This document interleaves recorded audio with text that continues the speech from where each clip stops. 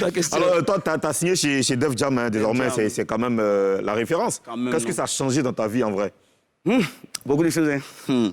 Les meufs. D'abord, non, on n'est même pas dans ce cadre. Comme j'ai dit, on a commencé semi-professionnel, indépendant, 2-3 gars, un vidéaste, on fait un clip. Aujourd'hui, on a tout ça derrière nous, on a une machine qui est derrière nous. Et on a une direction artistique, tu vois, ce qu'on n'avait pas avant. Donc ça, c'est quelque chose qui change. C'est déjà un grand pas. Et pour certains dans le milieu, Defty, bon, c'était le gars, hein, il est comme ça, c'est pas sûr que les majors ou des gens s'intéressent à lui. Ben, on a prouvé encore le contraire. On est rentré en major, et on est rentré en major, on n'est pas parmi les petits, tu vois, on a réussi encore à se démarquer de sorte à ce que quand je vais au studio, il y a mon boss, Pete Bacardi, il y a Franck, Black Kent. Black Kent, il y a toute une équipe, tu vois.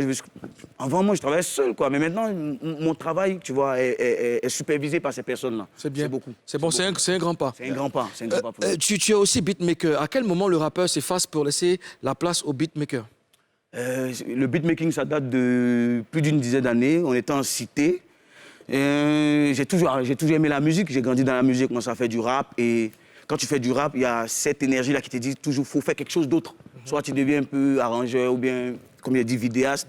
Donc, à l'époque, il n'y avait pas assez de beatmakers. Et moi, j'avais toujours remarqué que dans les morceaux de rap des années 2000 ou 97, c'était soit des vieux samples de rappeurs américains, ou bien des beats faits par des arrangeurs d'ici, mais qui ne sont pas trop hip-hop. Parce qu'en vrai, chaque culture, chaque musique a ses, on va dire, ses ténors. C'était qui le beatmaker à la jeunesse du rap en Côte d'Ivoire, ici? C'était Naftali. Avant, c'était Fantôme, hein. Il s'appelait Fantôme avant. Fantôme, avec Naftali. Sa reconversion, il s'est reconverti en Rastaman. Non, il a toujours été Rasta. C'est après qu'il a décidé d'enlever donc son... Ah, d'accord, donc Naftali. Il y avait un manque de beatmaker. Alors, j'ai pris mon petit Pentium 2, j'étais en cité, Coca, je commençais à faire des beats.